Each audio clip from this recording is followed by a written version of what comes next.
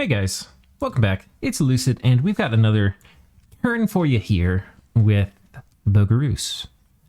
So, let's take a look at what happened. We finished Thaumaturgy 4, which actually, you know, I haven't even really capitalized on that. Glad we came back and recorded, because I've done the turn, but I haven't really done some of the things I need to do with the turn, which is, we probably want to go do some remote site searching. Specifically, this guy's making a dwarven hammer. That's probably fine. I think what I want to do is I want to do some auspex. Well, I don't have any air gems. Okay, we're not doing that. Fire, let's take a look. We could do some remote fire site searching. Almost certainly. Yeah, this would be a good place to site search for fire. It's a mountain. Hasn't been touched, certainly by Atlantis and not by me. And this one too, maybe. Do I have anybody coming here? It's a fire mage now. So I think we only have two Haru-spec, whatchamacallit, two fire ones to cast. So we'll do that with these guys. Augury, we'll cast it here. And we'll cast it here. That seems okay. So that'll site search both of these. Gnome Lore is what I really wanted to cast some more of. But I think I might actually need to... No, I need another Astropologist here. But I think after this, we might switch back over to these Adepts of the Iron Order, and then we'll cast some Gnome Lores. We're making another hammer. I think once this hammer's made, I think that will be about it for the hammers for a bit. And then we might save up to do something fancy. But anyway... Yeah, we can do more of the remote site searching. I wanted to do a fair amount of gnome lores and stuff because our earth site searching is pretty horrible. And the only way we'd have to earth site search is with these guys having them walk around manually. So it's not very high level and it's not very efficient because mostly our starets are getting the other two paths that our alchemists have, and we've been using them. So, yeah, and sadly well, don't I have a fire one somewhere? Oh, the fire one came up here. Yeah, I've been using all of these guys. I really shouldn't be using this guy for this job. This really should be an alchemist. I wonder if I have an alchemist that can make it over here. Maybe we bring an extra one, and then next turn he can fiddle around and switch spots or something.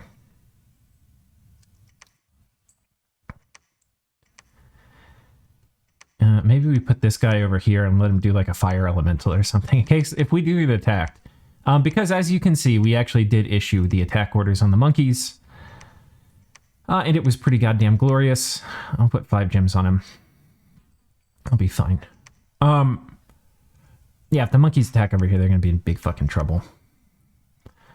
But yeah, we had a few battles. Some of them were actually a little dicey. So we took this. We lost a Malia Drazina to friendly fire here. This is from Vanheim. Or Midgard or whatever.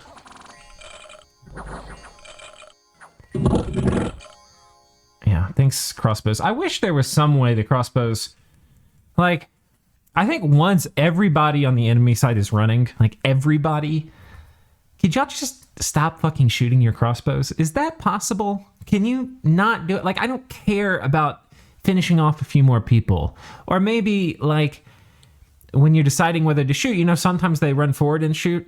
Like, as the enemy is basically completely boned, like, get more concerned, like, be like, oh, let's walk forward and do the final blows. So, like, maybe if there's a guy, like, right in front of you and you've got a 99% chance to hit him and he's running away, go ahead and shoot him. But if he's at, like, 200 yards and he's sprinting away and he's being harried by your dudes on the way out, please don't fucking shoot. Dear crossbowmen of Dominions.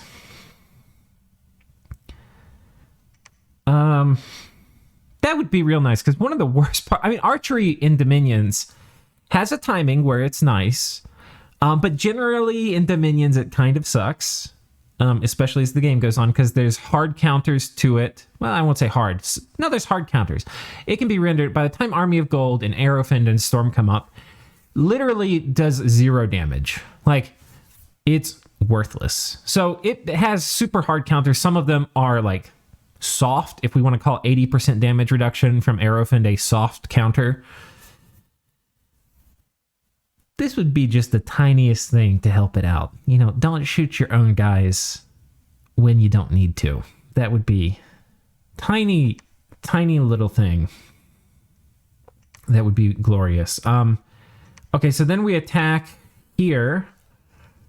And these are super little budget squads. I can't remember. I think these guys are not diseased. Oh, no. Are these guys all afflicted? No. They're not.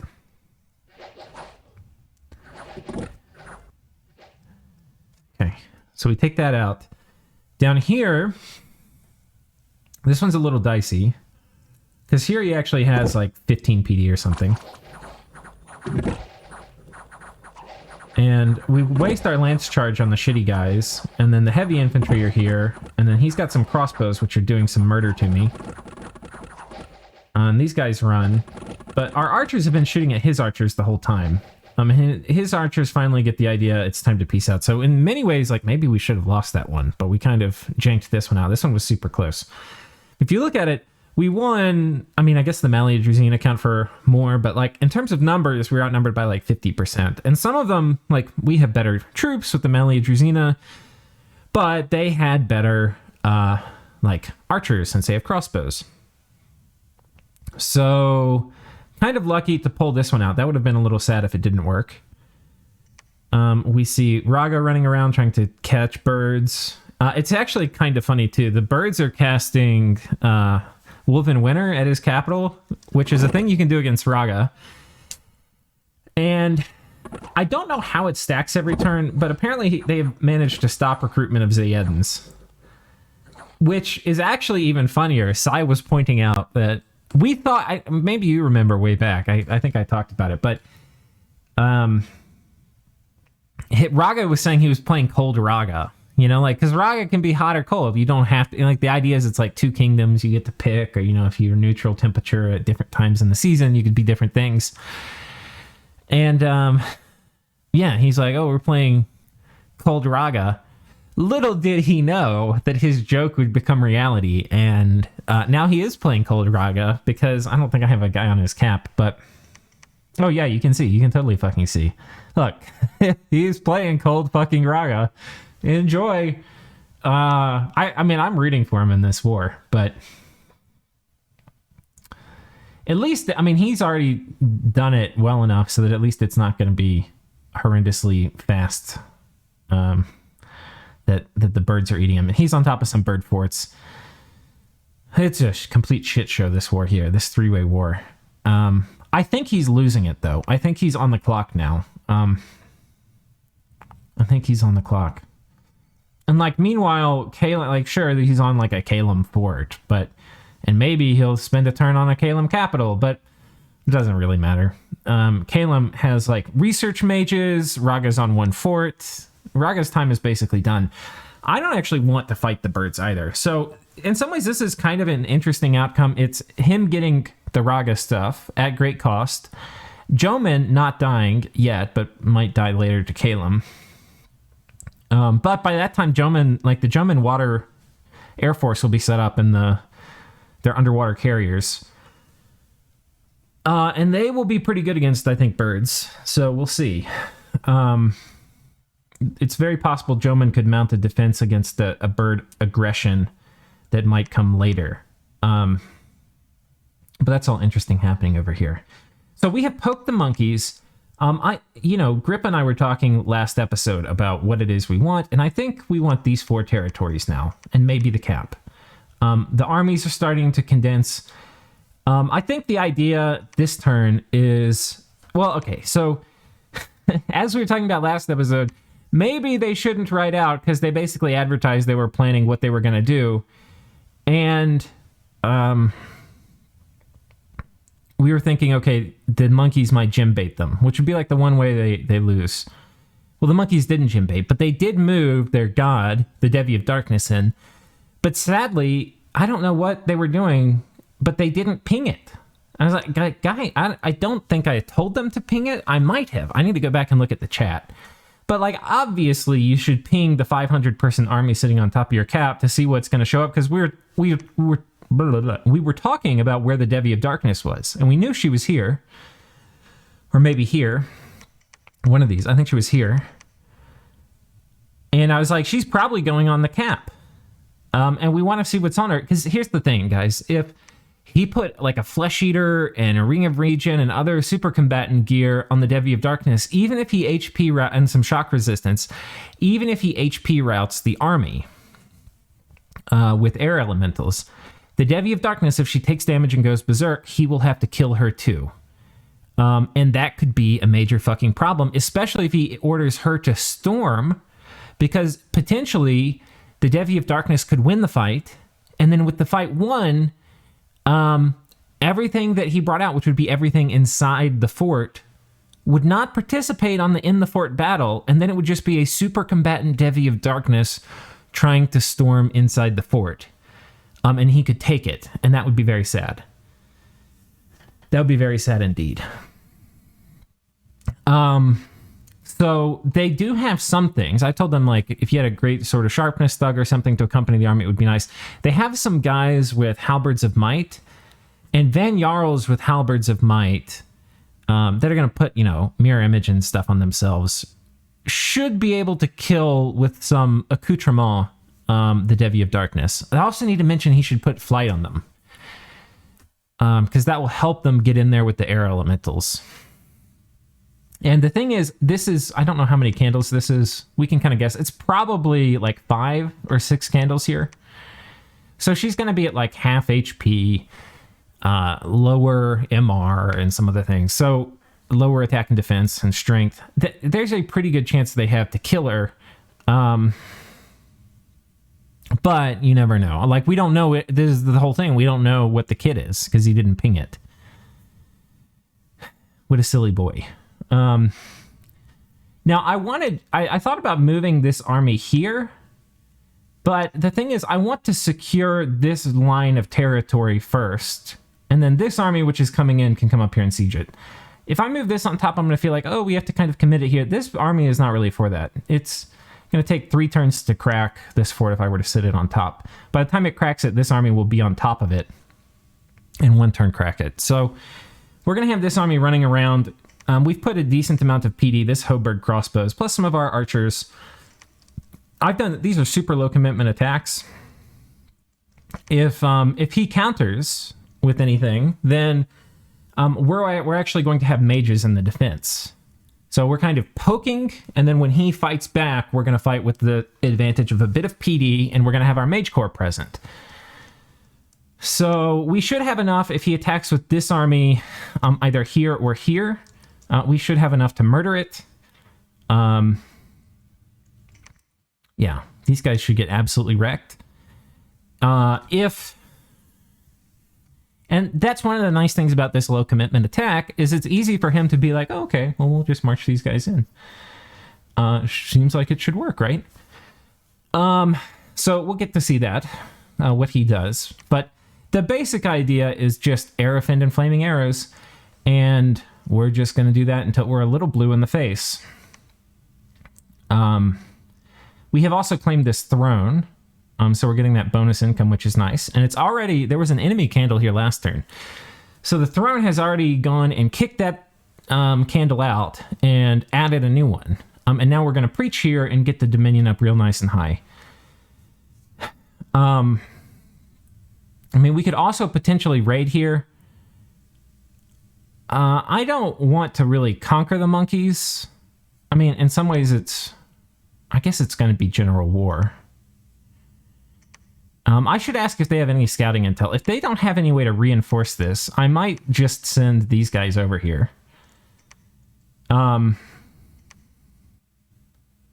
mean, that seems like an eminently reasonable thing to do. And this guy with a smiter, this army with a smiter should be able to handle a pretty good amount of PD. Not a lot, but some. I do kind of want to get this priest back over this way, though, and build a temple here. So we'll see which way it ends up rolling out. But a lot of this, I think, that, the way I think this will play out is the Monkies have turned down our offer to pay for vulturing, which is very rare that we offer to do that. And so now they're probably going to lose this whole army on the cap to the elves. The elves are going to be basically worthless after this, but they will have died, fought an honorable last fight. And then after that, we'll probably swoop in and take this, or we can negotiate with the monkeys that they get this, and we'll sign some decent long-term agreement for peace. But it's going to include us getting these 4, and maybe this province too. I'm going to ask for this, but he's going to say no, and we'll give it to him, and he'll feel good about it. The other strange thing is, look at all these labs. I saw these labs, I was like, damn, Holmes has been getting lucky with luck events. You know, like, holy shit, buddy. Like, what's going on? Though I think this is actually... whose candles is this? This is actually... He's already got 5 candles here of... 5 monkey candles. This is... We're already here's, which is the elf candles. So, the elves don't have luck. This lab, which the reason I'm talking about the candles and the Dominion is normally to get these labs you need, I think, luck and magic. Or I don't know exactly what it is, but if you, I know that what I do know is that Midgard player in the tournament qualifiers, he had luck and he had magic, and God knows he got some labs at times that really pissed me off. But yeah, there's a, this province had a hidden laboratory found and claimed. All right. So that happened here. Hidden laboratory. These 2 did not. There was no event that caused the lab to happen. Which means, and this is what I can't figure out, I have to ask him, like, why did they build random fucking labs? Like, there's not even indie mages. Oh, I guess they could get... Okay, well, that's actually not dumb. Foreign to recruit these guys, I can understand that. Stealthy nature mages with 40 leadership? Damn. That's actually not bad at all. Okay, so this one I understand. Why did they... I don't know why they did this other one, though. But, okay, let's go over some of the nice things. This is a crossbow province. And they're not terribly high resource crossbows, so that's kind of nice. I mean, we're kind of getting out of the part of the game where the crossbows matter much. It's always going to be nice, I think, to have a few of them. Because there's some things that crossbows are just going to do pretty good against. Especially, like for us, it's trivial to have Aerofiend in our armies. Speaking of which, this army, which we have moving up here, to join up with a bunch of PD, which is going to include some Hoburgs, and then these guys, you know, it's going to get flaming arrows on it. We have magic phasing in to that province, to Gentle Plains. This guy, who is scripted, Aerofiend, aim, advance, and cast spells. And, yeah, basically he's going to land over here and drop up Aerofiend. So if he's like, okay, well, I don't need everybody here to siege the fort. We're going to send a significant contingent of my idiots down here. We should kill that. We should kill that. I would feel more comfortable with a bit more PD, but the elves still haven't done their final fight, so I don't think he's going to want to bring like 100 dudes. And if he doesn't bring 100 dudes, I mean, we've got 100 dudes here, and we're going to have Aerofiend, and he's not. And then this is going to be another 60 dudes. So I think he'll get completely wrecked. And we've got some heavy cav too.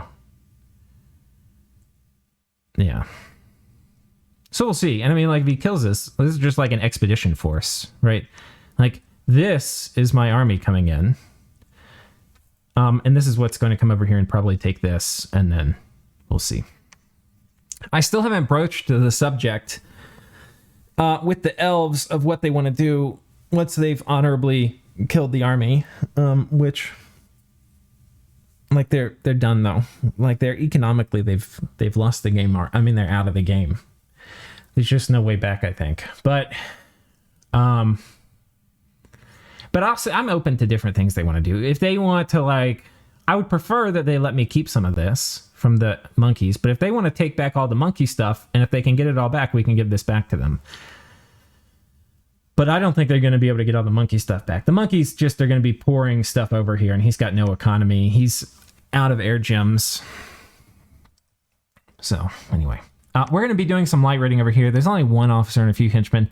There's a 90% chance this squad dies. All right, but it's some diseased crossbowmen and some footmen. It's not super expensive, and there's a chance that it works.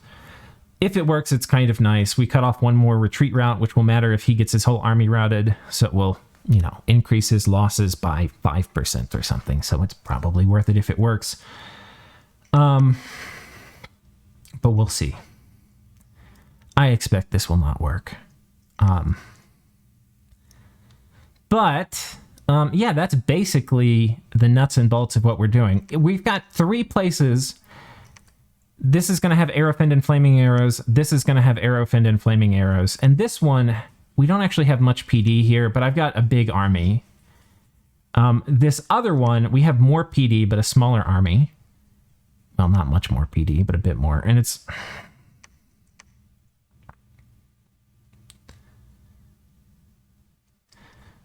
I think fire closest.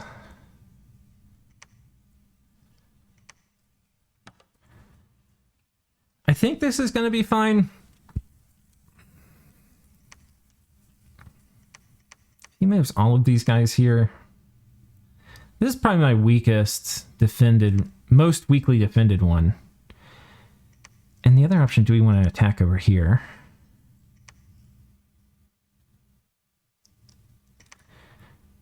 I think we do attack here.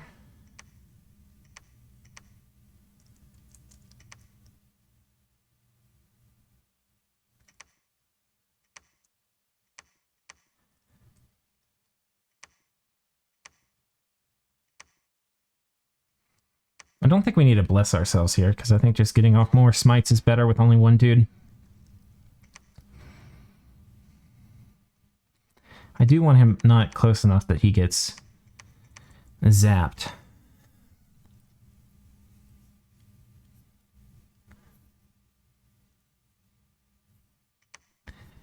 So anyway, this is all, and we don't intend to keep a lot of this monkey stuff.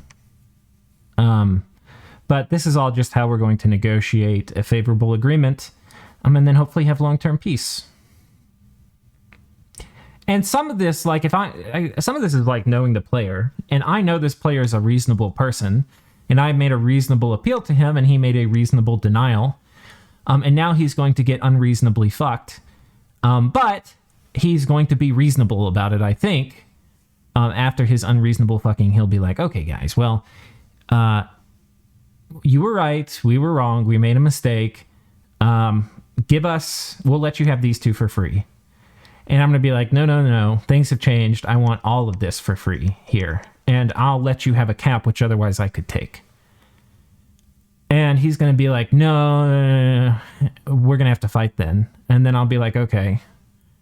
I mean, you'll lose. So what is it that you would want? Because I'm not giving you everything you said. And we'll see what he says. But I'll probably end up giving this to him. Anyway. We'll see. We will see. But, I mean, if he negotiated a super hard bargain, I might be willing to give this up too. But we'll see. He's made me invest a lot in he's gotten me to invest a lot in PD. Both here and here, and then these have pretty decent amounts. And yeah, these are also I forgot, these are also shitty Marcata too. So they'll all die in one hit. And their short bows don't do much damage. I think we'll be fine here. I was a little worried about this, but anyway. Yeah, I don't think this will be a forever war. And certainly I can give him, if I want to get out, I can give him a deal. See, this is the thing. Like, when you're negotiating, like, what does he want? He wants every single province that had an elf flag on it. That's what he told me. He wants all of it. Well, except for this one. He was okay with me vulturing this one. That's what he wants, and because he wants it, that's what he's gonna get. And the only way to get him out of that is for him to get a little fucked. And when he gets a little fucked, then he'll readjust what he wants. And what he's gonna want is he's gonna want to stop getting fucked, and he's gonna want to have a decent amount of land so that he can feel happy about it. And I think what that will be, he's probably gonna really want this one back too.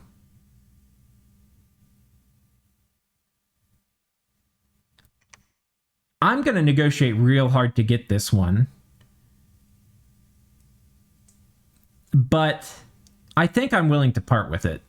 If I get a long-term peace agreement and I get these 4 provinces from this exchange, I think I'll be okay with that, because I don't want to get too hung up on one thing that's going to prevent me from doing the bigger picture thing, which is like going on Arco. Because Arco just used mass flight on Ulm and ate a bunch of his shit.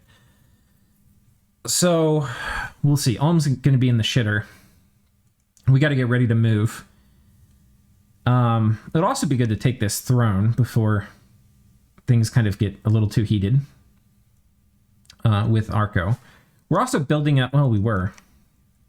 I guess I turned some of this off. Our upkeep is ridiculous, guys. I mean, I've got a shit ton of... I'm sure I have more upkeep than these guys have income. The Raga, and probably Joman. I probably have more upkeep than these guys have income. So, that's a little bit of a zinger.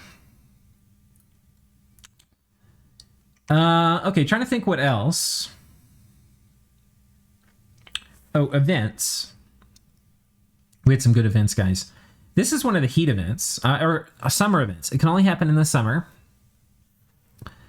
And it happened here in Kimry, which we've already site searched for Fire 1. And that eliminates... This can either be a Fountain of Fire, or it can happen in the summer, which is what it was. It can happen in the summer, but the Fountain of Fire is a Fire 1 site. So if we had site searched here for Fire 1, we would have seen it. So I think we know that's not what it is. Though some of those events, and I don't know if this one is, it could be in an adjacent province too. I don't think so, but we'll see. Anyway. That was one of the events. Netted 5 fire gems. Very nice. Next one, a magical bird of wondrous color has been found. Small gems were hidden in its gut. 2 fire gems, 5 air gems. Isn't this a little messed up, though, that you find a beautiful magical bird of wonderful colors, and of course they slaughter it to get the gems out? It's like, can't you just enjoy it? 5 air gems, 4 water gems, and 5 earth gems. All in all, this is a pretty nice haul at 16 gems. Plus 5 here, so we're at 21 gems. And we got a tiny little event here to put us up to 22. So that's a pretty good turn. 22 gems. I will not complain. Not complain one little bit. This next turn, we are going to hit Construction 5 for research. And furthermore, we're going to make a good deal of progress onto Construction 6. We will be... God, it's so crazy looking at this turn. I was at 1,000 research when I logged in and we had all our guys researching. We're just moving out some mages. It hurts. So it'll be, I think... Well, we can do the math, right? So we're basically going to have about 500... we're going to have about 300 progress. So there's going to be 1,000 left. We could theoretically, if we have some of our guys like blood hunting and other things, we'll be real close to finishing Construction 6 turn after. I think we can do it, but it's going to be close. We may have to finagle some things. But that will be nice because we can go ahead and get the fire booster and some other things to make sure we're ready to drop Eternal Fire as soon as possible. And I've also been thinking about it too. I think too... There is the possibility of collusion, especially if we piss off the Monkies, and they have a big fight. The only 2 fire players left really are these 2 guys. And there's certainly the possibility, and people are going to have the research for it now too, there's certainly the possibility that people, if we were to put it up, people would pool gems to combine to take it down. So I think it makes more sense if we let one of the fire players put it up, and then we overcast it. I probably need to do another round of fire trading. I don't really have a ton of gems to trade away, though, so I have to figure that out. I need to figure that out. If we were to turn the fire gems we currently have into fire birds, that would make, I think, 60 birds. Which would be They're all they're Bringer of Fortune 2, so that would be 1.2 events a turn, which doesn't seem like much, but this could be one of the events right here, right? And like that pays itself back reasonably quickly, though not in fire gems. If you look at the payback in terms of fire gems, it's a long time. If you look at payback in terms of all the gems, it's not that bad.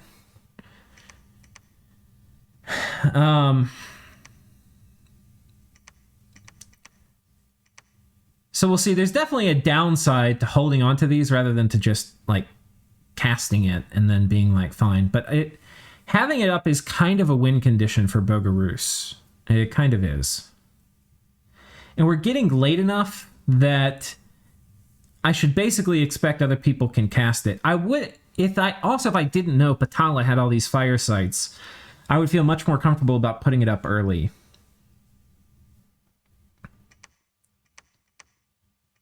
We'll see. We'll play it by ear, but yeah. We'll play it by ear. You know, the other thing is the not greedy option, and it's just I pool with Patala and then we cast it together and we split it.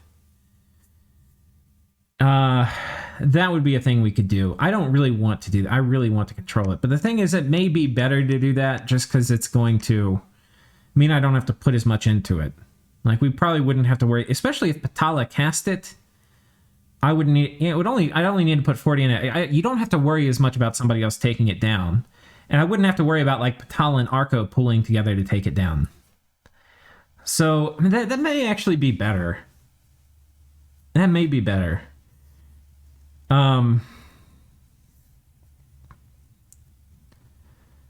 That may be better. Because then, if you look at it, instead of me putting in like 2 or 200 plus gems, which will be difficult for me to get, I'll probably have to trade some more to get there. I only put in 40, which means I can turn the rest into Firebirds. And instead of me having to, like, I don't know, I feel like I could just go heavier into Firebirds if I don't have such a huge initial investment. So we may look to do that.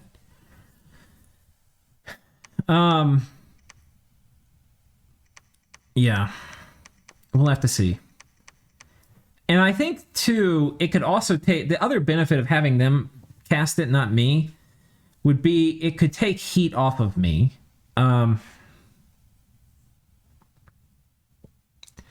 So that other people wouldn't know that I'm a partner in it, and then it wouldn't attract a lot of heat. But if I have it, people are going to be like, oh, Bogarus has Eternal Pyre. It's a little sketchy. So I think there's actually a lot of benefits in being the silent partner and him casting it.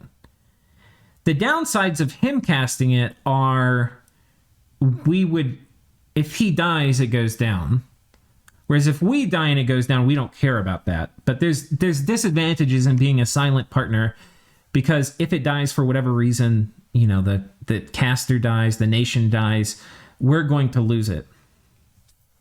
And for all we know, somebody could come over here and eat Patala reasonably in short order. And there wouldn't be too much we could do about it. I mean, we could ask him to, like, hide the caster in our lands, and we could, like, give him a land, like one province to conquer, and just have this guy sit there. But I don't know, especially after us doing some rough diplomacy with him. I don't know how open he's going to be to that. But yeah, it's also kind of funny too, because if you look at the Diplo exchange between me and the Kailasa player, he's like, wow, we can defend all of our land. And he was just being, like, very much like a tough guy. Like, yeah, fine, we're fine fighting. And this was me asking to vulture just these two things and to pay him 800 gold to vulture this. Which, in my opinion, is just eminently reasonable. It's extremely reasonable. But anyway, we'll see how the Tough Guy Act works for him. And we will see how it works. I think that's about it. The other thing that's kind of, I guess, noteworthy is we do have our spy going into Arco's capital this turn. And next turn, we'll be looking for graphs. And then we'll just bounce them back and forth between him and Vedheim, and hopefully have a decent pulse on how the game is going. Hopefully, anyway. Oh. Chasm of Strange Lights. That's a good site. That's a very good site. Oh, the other thing we got, and I think he's here. We forged our stone sphere this turn, and so we're going to be casting that on this throne. I want to see what it is. I could send a spy over the top, but anyway, that's how we're doing it. After that, I'll probably go see and just confirm what is all in this province here, which I think has this super good fire site. So we'll go ahead and confirm that. And then I'll probably just try to map out like all the thrones.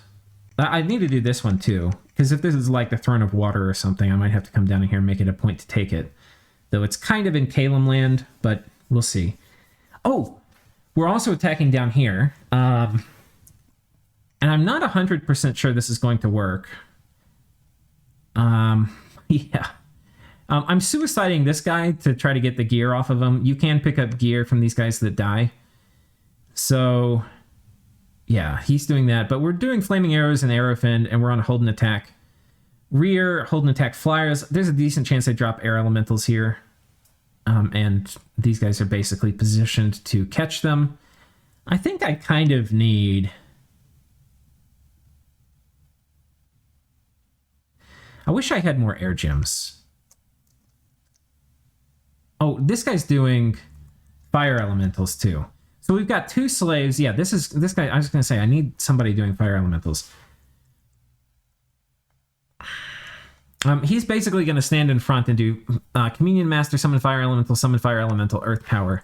And this will put a lot of hurting on a communion of these two guys. Like they're going to take a shit ton of fatigue, but we're going to be clearing the fatigue out with this reinvigoration, which will happen after this first one. So they'll be fine. And then this reinvigoration, which will happen after this one. And so they'll be fine. So that should be okay. This will probably be a little late going off. Power of the Spheres. It shouldn't knock him out because it's magic 2. No, I think he'll be able to get this off by turn 3. That's fine. Holding fire closest, holding attack rear. I think honestly the fire elementals here that we make up front are going to carry like half the battle for us. They're going to do so much work. The way it should work is...